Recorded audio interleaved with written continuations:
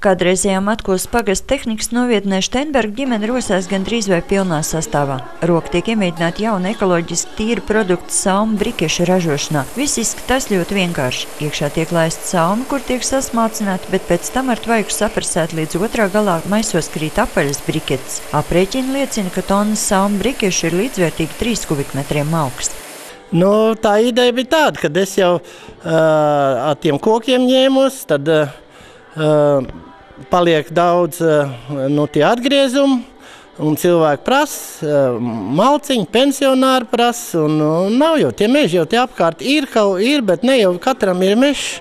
Noskatījos, ka tā ir kā noņēmēji te būt, tepat pagastā, un vēl tālāk atrast kurtūs un viss, un varēt uz salmiem. Vai jūs vienmēr esat tādu jaunu ideju piekritējis, neskatoties to, ka pats teicāt, ka esat jau pensijā? Jādzīvo, jākustās, tā nekas nebūs. Jākustās un viss notiksies, un idejas ir jāmeklē.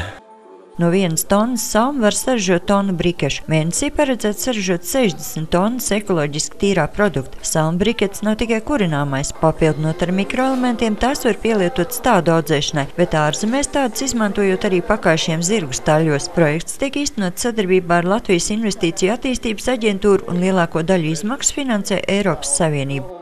Viennozīmīgi tam vajadzētu būt nākotnes produktam. Arī es piekrītu Piebalga kungam, ka mums te Latvijā jāizmanto šis bioenerģijas avots, kas ir biomasa, gan koksne, un es redzu šajā jomā perspektīvu, kad ar šādu veidu nozari mēs varētu arī pelnīt.